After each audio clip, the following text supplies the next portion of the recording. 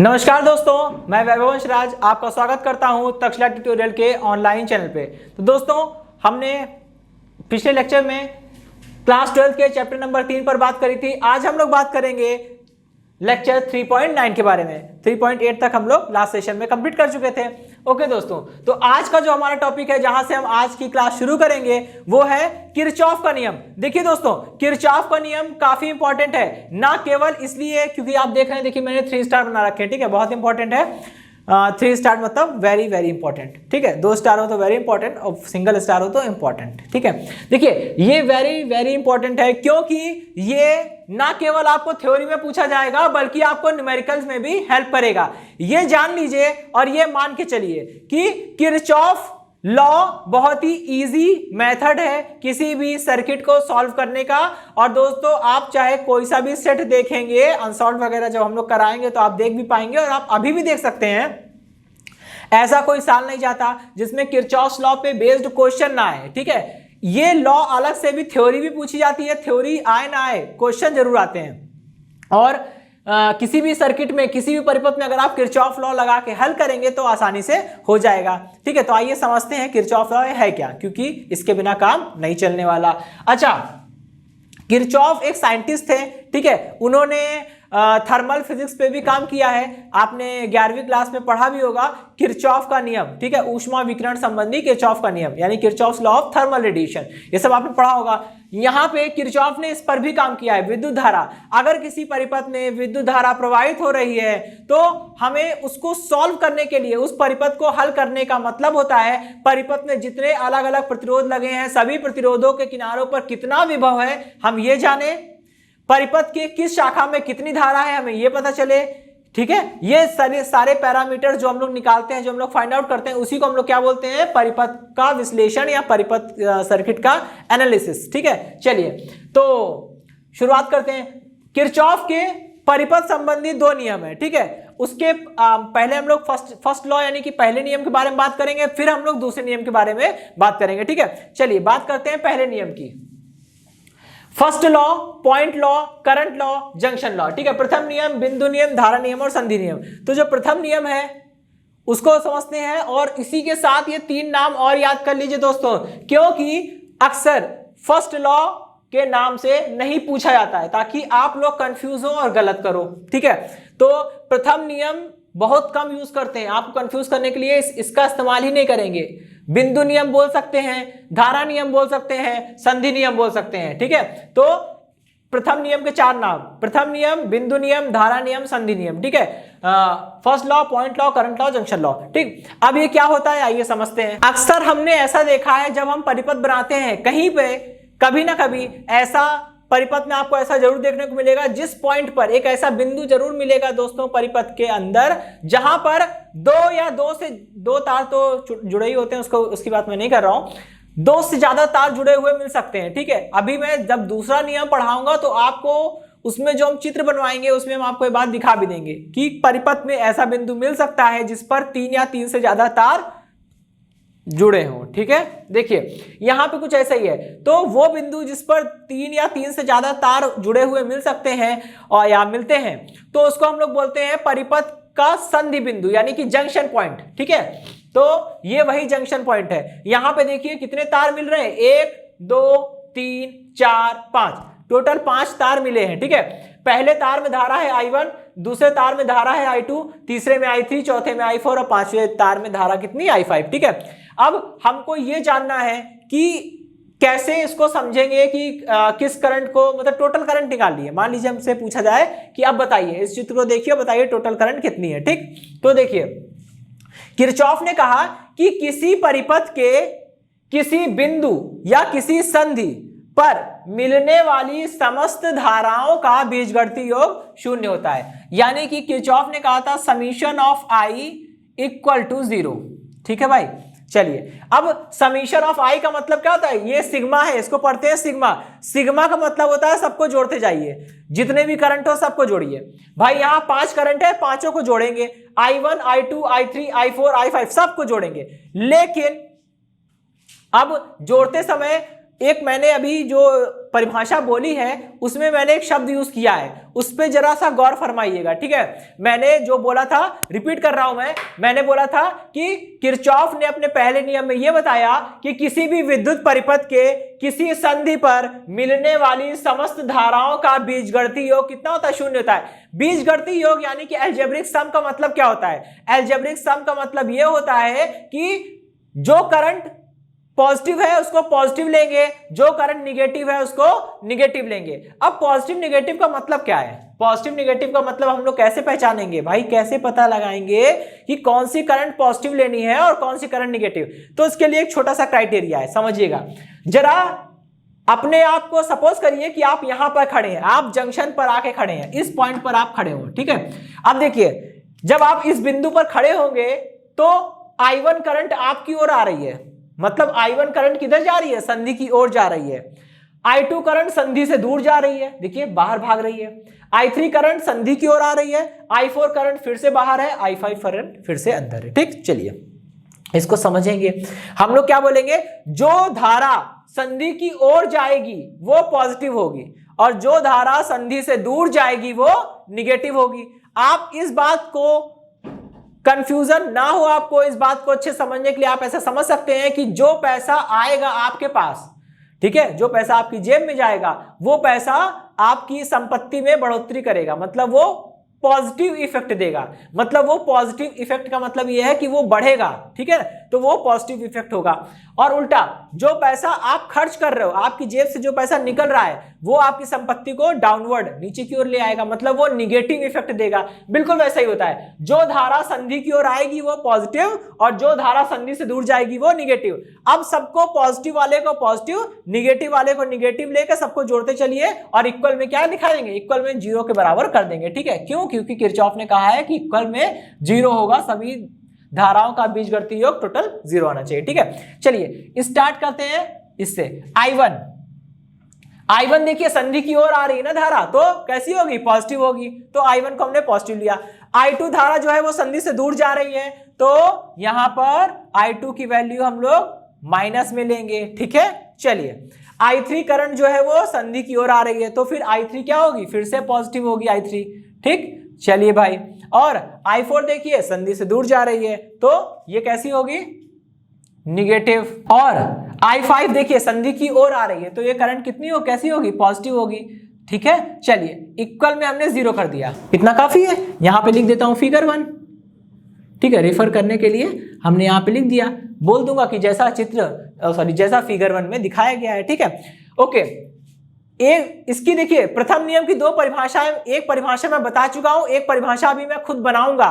दिमाग लगाइए, अपने से परिभाषा बनाइए, रटने का झमेला खत्म करिए, ठीक है। ओके, तो एक परिभाषा तो ये हो गई कि किसी भी परिपथ के किसी संधि पर मिलने वाली सभी धाराओं का बीजगणितीय योग शून्य होता है, that is sigma I equal 0, और according to figure 1 I1 minus I2 plus I3 minus I4 plus I5 equal 0, ठीक है। ये तो पहली परिभाषा हो गई, इतना कर दिया खत्म, ठीक है। अब एक परिभाषा हम लोग और बना सकते हैं, जरा ध्यान दीजिएगा। क्या मैं इसी चीज को ऐसे लिख सकता हूं? टोटल, इसको देखिएगा I1 I3 I5, जरा फिगर पे चलिए। I1 करंट इनकमिंग करंट है, क्योंकि I1 करंट जो है वो संधि की ओर आ रही है, ठीक है। I3 करंट संधि की ओर आ रही है, I5 करंट भी संधि की ओर आ रही है। इसका मतलब I1 I3 I5 को तीनों को जोड़ेंगे तो टोटल इनकमिंग करंट बनेगी, ठीक है। ओके, I4 और I2 के पास चलिए। I4 दूर जा रही है, I2 भी दूर जा रही है, मतलब I4 प्लस I2 मिलकर क्या बनाएंगे? टोटल आउटगोइंग करंट बनाएंगे, ठीक है। यानी कि अब देखिए किरचॉफ का लॉ हमें एक ऐसे रास्ते पर ला के खड़ा कर दिया जहां से हमने उसकी एक नई परिभाषा को जन्म दिया। हम ऐसा बोल सकते हैं कि किरचॉफ के प्रथम नियम के अनुसार किसी परिपथ के किसी संधि पर, हम लोग इसे ऐसे बोल सकते हैं कि किरचॉफ के प्रथम नियम के अनुसार किसी परिपथ के किसी संधि की ओर आने वाली कुल धाराओं का योग संधि से दूर जाने वाली कुल धाराओं के योग के बराबर होता है, ठीक। यानी कि किरचॉफ के प्रथम नियम के अनुसार किसी परिपथ के किसी संधि पर या संधि की ओर आने वाली कुल धाराओं का योग संधि से दूर जाने वाली कुल धाराओं के योग के बराबर होता है, यानी total incoming current equal total outgoing current, ठीक है। एक परिभाषा हमने यहां से बना ली, ये भी किरचॉफ का नियम हो गया, ठीक है। आप इसे ऐसे भी बता सकते हैं, ठीक है, ऐसे भी लिख सकते हैं। तो किरचॉफ का लॉ देखिए, एक उन्होंने बताया, एक हमने अपने से निकाला, दोनों ही सही है। कुछ भी लिख दीजिए, डायग्राम बना दीजिए, ये पूरा 2 नंबर में आता है। 2 लाइन लिखनी होगी, डायग्राम बनाना होगा, इतना लिखना होगा, खत्म। और जो मैंने 2 परिभाषा बताई है उसमें से कोई एक परिभाषा भी लिख देंगे, चल जाएगा, लेकिन सही होनी चाहिए, ठीक है। ओके, अब देखिए यहां पे पहला नियम समाप्त होता है। तो दोस्तों अब हम लोग बढ़ेंगे किरचॉफ के द्वितीय नियम की ओर। ओके दोस्तों, अब हम लोग बढ़ते हैं किरचॉफ के सेकंड लॉ पे, ठीक है। तो जैसे प्रथम नियम के दोस्तों 4 नाम हो गए थे टोटल, वैसे द्वितीय नियम के भी 4 नाम है। और ये हमारी जिम्मेदारी है कि पहले नियम के साथ साथ, मतलब पहले नियम के चारों नाम याद रखें और दूसरे नियम के भी चारों नाम याद रखेंगे, क्योंकि प्रथम नियम और द्वितीय नियम के नाम से बहुत कम पूछे जाते हैं, मैं पहले ही बता चुका हूं, ठीक है। ओके, तो चलिए द्वितीय नियम को विभव नियम, पाश नियम, लूप नियम भी बोलते हैं। इंग्लिश में second law, potential law, mesh law और लूप लॉ। देखिए मेश या लूप का मतलब होता है एक क्लोज्ड स्ट्रक्चर, एक क्लोज्ड यानी एक बंद आकृति, ठीक है। तो दोस्तों ये 4 नियम है, ठीक। ओके, सॉरी 4 नाम है, ठीक। तो हाँ, मैं बता रहा था मेश क्या है। मेश का मतलब होता है दोस्तों एक क्लोज्ड स्ट्रक्चर, एक क्लोज्ड शेप, ठीक है। जैसे आप इसको देख सकते हैं, इस परिपथ को देखिए, ये बड़ा परिपथ है, कोई बात नहीं, ठीक है। इसमें देखिए मैंने यहाँ पे नेमिंग कर रखी है ABEFA, ये इसको देखिएगा केवल ABEFA, ये एक आयत बन रहा है, बंद है ना, कहीं से खुला तो नहीं है, तो इसे आप बोल सकते हैं मेश, बिल्कुल, क्योंकि सब तरफ से बंद है। मेश का, लूप का मतलब होता है एक बंद आकृति, यानी एक क्लोज्ड स्ट्रक्चर या क्लोज्ड शेप, ठीक है। चलिए, तो बिल्कुल, और इसी प्रकार हम इसको भी तो बोल सकते हैं मेश, BCDEB, इसको भी मेश बोल सकते हैं। और दोस्तों इसको पूरे को भी मेश बोल सकते हैं, ABCDEF, ठीक है, ये भी मेश है, सिंपल। चलिए, तो हम लोग बात करेंगे कि इन्होंने अपने दूसरे नियम में क्या कहा, ठीक है। तो ध्यान सुनिएगा, किरचॉफ ने अपने दूसरे नियम में यह कहा था कि किसी भी परिपथ के किसी बंद पाश में, पाश क्या है मैं पहले बता चुका हूं, ठीक, बंद आकृति। तो किसी परिपथ के किसी बंद पाश में प्रतिरोध एवं उनके संगत या उनमें प्रवाहित धाराओं के गुणनफलों का योग पाश में प्रयुक्त सेलों के विद्युत वाहक बलों के योग के बराबर होता है, ठीक। एक बार फिर सुनिएगा, किसी विद्युत परिपथ के किसी बंद पाश में प्रतिरोध एवं उनमें प्रवाहित होने वाली संगत धाराओं के गुणनफलों का योग परिपथ के पाश में प्रयुक्त सेलों के विद्युत वाहक बलों के योग के बराबर होता है। ओके, चलिए, तो किरचॉफ ने जो कहा है उसको मैं 1 लाइन स्टेटमेंट के रूप में लिखूंगा। तो हम लिख सकते हैं sigma IR equal sigma E, ठीक है। यानी कि परिपथ में चलिए, किसी भी दिशा में चलिए, ठीक है, लेकिन ऐसा नहीं करेंगे कि आधी दूर गए क्लॉकवाइज, आधी दूर गए एंटी क्लॉकवाइज, ये काम नहीं करना है। क्लॉकवाइज चल रहे हैं तो पूरा क्लॉकवाइज चलेंगे, एंटी क्लॉकवाइज चल रहे हैं तो पूरा एंटी क्लॉकवाइज चलेंगे, ऐसा नहीं कि आधा क्लॉकवाइज आधा एंटी क्लॉकवाइज, ठीक है, ये काम नहीं करना है। चलिए, तो किसी भी मेश के अंदर हम लोग किसी दिशा में चलना शुरू करेंगे, रास्ते में जितने प्रतिरोध पड़ेंगे उन प्रतिरोधों को लिखेंगे और उनमें उन प्रतिरोधों का गुणा करते चलेंगे उनमें प्रवाहित होने वाली धाराओं से। फिर जितने भी धारा प्रतिरोध का गुणनफल आएगा सबको आपस में ऐड कर देंगे, सम कर देंगे, और सम करने के बाद इक्वल में क्या लिखेंगे, फिर देखेंगे पास में जितने भी सेल प्रयुक्त हो रहे हैं सबके विद्युत वाहक बलों का योग निकाल के रख देंगे, सिंपल। चलिए, अब इसको अप्लाई करते हैं। जब तक अप्लाई नहीं करेंगे तब तक समझ में नहीं आएगा। तो क्या बोलेंगे, लिखेंगे बंद पाश ABEFA में किरचॉफ के द्वितीय नियम से, ठीक है भाई, किरचॉफ के द्वितीय नियम की बात करेंगे हम लोग, उसको अप्लाई करते हैं, ठीक। चलिए, देखिए इसमें किरचॉफ ने कहा है कि परिपथ में चलिए, और देखिए मैंने जिस सीक्वेंस में लिखा है उसी सीक्वेंस में हमको चलना होगा दोस्तों, जिस सीक्वेंस में लिखा है। सीक्वेंस का मतलब देखिए, पहले मैंने A लिखा है, A कहां पर है, यहां पर, फिर मैंने B लिखा है, A के बाद देखिए B लिखा है, B का मतलब A से B आइए, A से B, ठीक, फिर कह रहा है B से E जाइए, B से E गए, फिर कह रहा है E से F, फिर लिखा है E के बाद F लिखा है, मतलब E के बाद F पर जाना है, फिर F के बाद A लिखा है, वापस A पर आना है। कौन सी दिशा हुई, ABEFA, ठीक। चलिए, तो इस दिशा में चल रहे हैं हम लोग, ध्यान रखिएगा, इस दिशा में, ठीक। ओके, तो सबसे पहले हम लोग बात करते हैं, देखिए यहां पे हमने इस परिपथ में देखिए 2 सेल लगे हैं, ठीक, 2 सेल लगे हैं। पहला सेल है उसका विद्युत वाहक बल E1 है, उसके बगल में प्रतिरोध लगा है R1, ठीक। दूसरा सेल है उसका विद्युत वाहक बल E2 है और उसके बगल में प्रतिरोध लगा है R2। ठीक, पहला वाला सेल धारा निकाल रहा है कितनी, I1। और मैंने आपको बताया था दोस्तों कि अपने दिमाग में ऐसा कॉन्सेप्ट बैठा लीजिए कि अगर कोई भी सेल या बैटरी लगी है, कोई फर्क नहीं पड़ता, आप बस ये देखिए सेल का या बैटरी का जो पॉजिटिव सिरा है, धनात्मक सिरा है, धारा हमेशा धनात्मक सिरे से निकलेगी। तो हमेशा धनात्मक सिरे से निकल रही धारा, देखिए यहां पॉजिटिव से निकली, यहां भी पॉजिटिव से निकली। ठीक है, तो धारा हमेशा कहां से निकलेगी, धनात्मक सिरे से निकलेगी। तो यहां धनात्मक सिरे से I1 करंट निकली, यहां से I2 करंट निकली। ये वाली I1 करंट यहां तक पहुंची, ये वाली I2 करंट यहां तक पहुंची, दोनों मिल गए और फिर मिलकर आगे बढ़े। ठीक, और यहां पर देखिए अब इस पॉइंट को जरा ध्यान से देखिएगा, पॉइंट बी को। ठीक है, पॉइंट बी को देखिएगा, तो पॉइंट बी पर देखिए 3 तार जुड़ रहे हैं, 1 तार ये, 2 तार ये, 3 तार ये। अब सपोज करिए हमको ये जानना है दोस्तों कि ये दोनों करंट मिलकर ऊपर जा रही है, तो ऊपर जाने वाली करंट टोटल कितनी होगी। तो हमको नहीं पता, पहले हमने क्या किया, हमने इसको मान लिया ये करंट है I, ये करंट है टोटल I।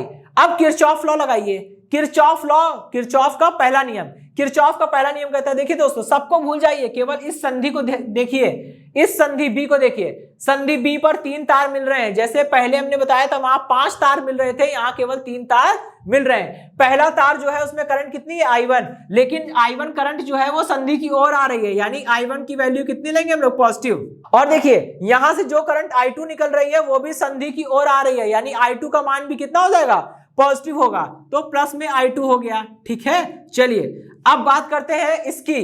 तो ये करंट जो है वो संधि से दूर जा रही है, करंट I जो है वो संधि से दूर जा रही है, और जब करंट संधि की ओर आती है तो पॉजिटिव ले रहे हैं। इसका उल्टा, जब करंट संधि से दूर जाएगी, यहां पे देखिए धारा I जो है वो B से दूर जा रही है, जब धारा संधि से दूर जाएगी तो उसका साइन कैसा लेंगे, निगेटिव, तो यहां पे माइनस का I हो जाएगा। ठीक है, और इक्वल में क्या सेट करना है, 0।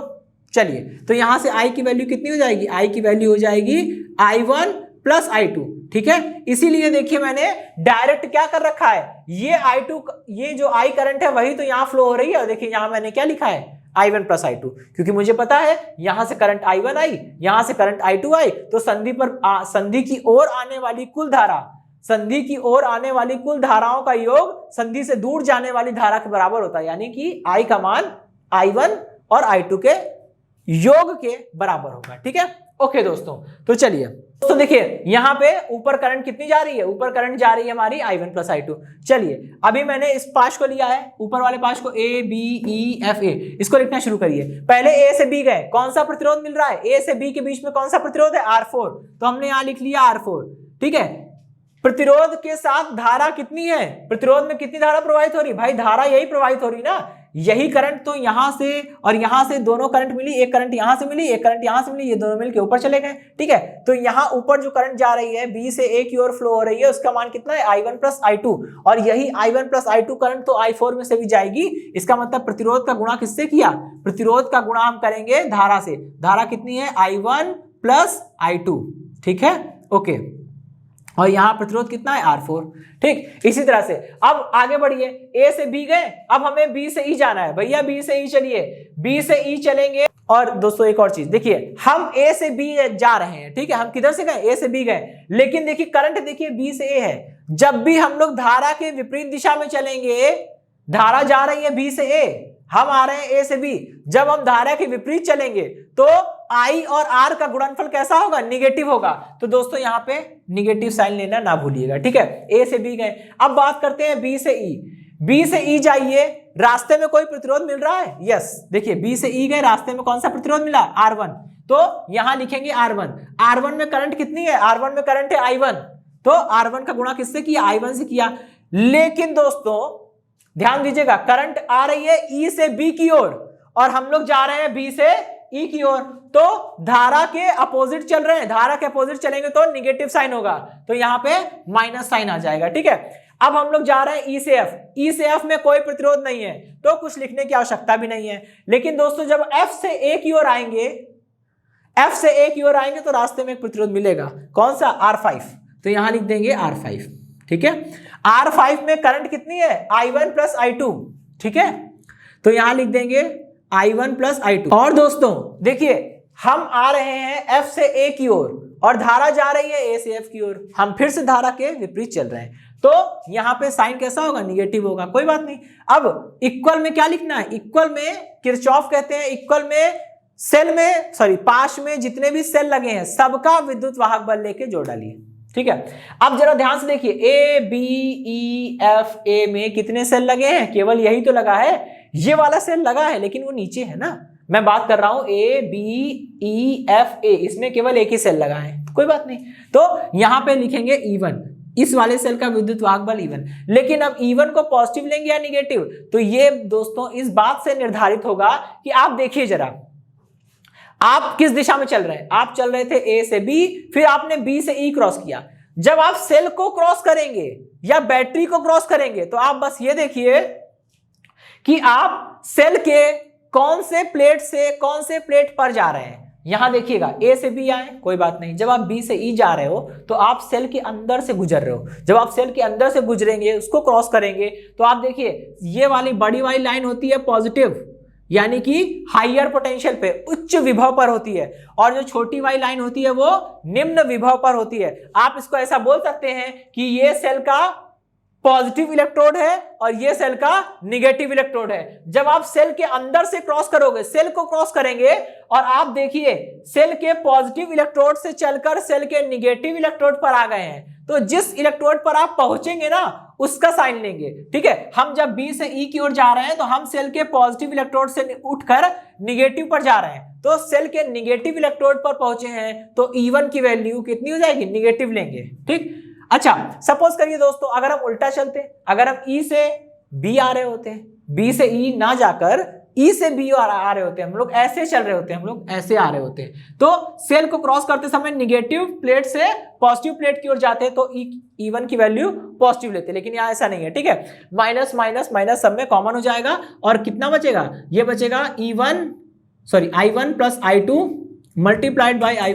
ओके दोस्तों, यहां मैंने क्या किया, सब माइनस कॉमन लेके रिमूव हो गया, ठीक है, इधर से माइनस कॉमन लेके। अब देखिए इसको चाहे तो आप अंदर थोड़ा मल्टीप्लाई कर सकते हैं, ठीक, मल्टीप्लाई कर लेंगे तो, और I1 वाले को अलग कर लेंगे, I2 वाले को अलग कर लेंगे, तो यहां से हमने कर लिया I1, ये हो जाएगा R4 और ये हो जाएगा R1 और यहां से मिल जाएगा R5, ठीक है, ये हो गया, प्लस I2 वाले को अलग कर लेते हैं, I2 multiplied by R4 plus R equal में E1 आ गया। ये हमारी इक्वेशन नंबर 1 बन गई, ठीक है। बिल्कुल ऐसे ही हम लोग किरचॉफ लॉ लगा सकते हैं सेकंड वाले में। आइए सेकंड वाले में भी लगा लेते हैं, देखते हैं क्या आता है, ठीक है। बंद पाश, देखिए दोस्तों मैंने ऊपर वाला पाश ले लिया, अभी मैं नीचे वाला पाश लेने जा रहा हूं, BCDEB, ठीक है, कोई बात नहीं, ये ले लेते हैं। लेकिन दोस्तों आप उल्टा काम भी कर सकते हैं, आप चाहे तो ये पूरा पाश ले लीजिए, ABCDEFA, ये बड़ा वाला पाश ले लीजिए, कोई दिक्कत नहीं। लेकिन दोस्तों जब आप बड़ा वाला पाश ले रहे हैं तो मेरे शब्दों पे गौर करिएगा, आप ABCDEFA ले रहे हैं, जब आप इसको ले रहे हैं तो ये बीच वाली शाखा जो है, ये B से E वाली, इसको नहीं लेंगे, ठीक है, समझ लेंगे कि ये है ही नहीं, ये है ही नहीं, ठीक है, ऐसा ही होता है, ठीक। तो जब आप बड़ा वाला पाश ले रहे हैं तो बीच में जितने भी आ रहे हैं, इसी तरह का अगर एक शाखा यहां भी होती है उसको भी ना लेते हैं, केवल बाहरी, मतलब केवल इसको लेना है, भीतर में 3-4 सेल जितनी भी शाखाएं होंगी किसी को नहीं लेंगे, ठीक। ओके, मैं अभी पाश लेता हूं, लेकिन अब की दोस्तों हम लोग धारा की दिशा में चलेंगे। पहले वाले पाश में हम लोग धारा के अपोजिट चल रहे थे ना, ए से बी जा रहे थे, बी से ई आ रहे थे, ई से एफ, एफ से, जबकि धारा उल्टी, धारा ऐसे चल रही थी और हम ऐसे चल रहे थे। अब हम लोग उल्टा करेंगे, मतलब अब हम लोग धारा की दिशा में चलेंगे, कोई बात नहीं, आएगा तब भी वही घूम फिर के, ठीक है। चलिए तो अब हम लोग धारा की दिशा देख लेते हैं, किधर से है। धारा की दिशा है बी से BEDCB, ठीक है।